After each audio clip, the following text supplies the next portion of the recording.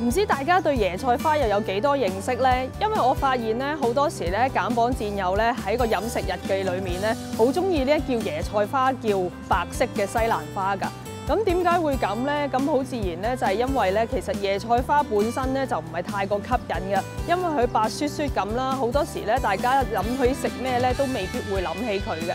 咁雖然係咁，椰菜花咧本身嘅營養價值都非常之豐富嘅喎。椰菜花裡面有豐富嘅維他命 C 啦、鈣質啦同埋葉酸嘅，其實係一種不可多得嘅食材嚟㗎。佢裡面嘅鈣質咧真係好豐富㗎。如果我哋真係食到一個椰菜花嘅話咧，其實每個椰菜花咧可以提供到88毫克嘅鈣質，咁差唔多咧係1/4杯牛奶嘅攝取量嚟㗎。咁我哋今日就整呢個葡汁椰菜花蜆殼粉啦。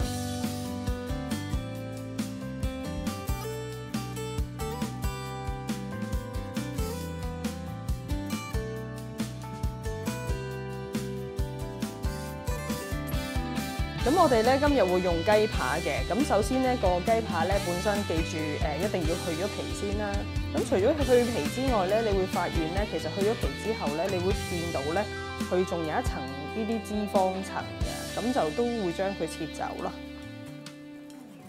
咁就可以咧減低翻呢個菜式本身咧嘅脂肪啦。咁跟住咧就將佢切粒啦。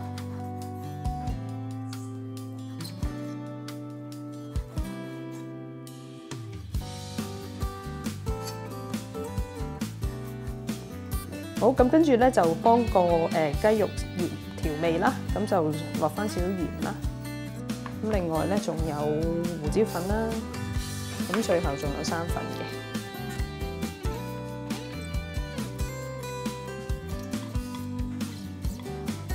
跟住咧，我哋就會切個椰菜花嘅。咁切好個椰菜花之後咧，咁我哋咧就會擺落水烚一烚佢，等佢熟咗少少先。我哋都可以咧切埋個紅蘿蔔啦。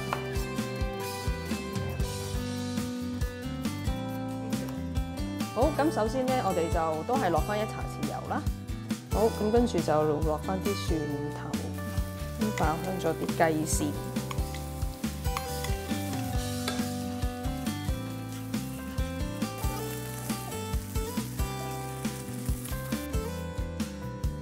好，咁爆香咗啲雞差唔多80%熟之後咧，跟住咧我哋可以落埋個雞湯同埋個忌廉嘅，仲有落埋啲黃薑粉啦。另外咧仲要落翻少少煮食用嘅代糖啦。好，咁可以落埋啲菜啦。咁除咗椰菜花之外咧，咁我哋仲會有紅蘿蔔啦。咁跟住咧就會將頭先已經烚好咗嘅貝殼粉咧落埋落去。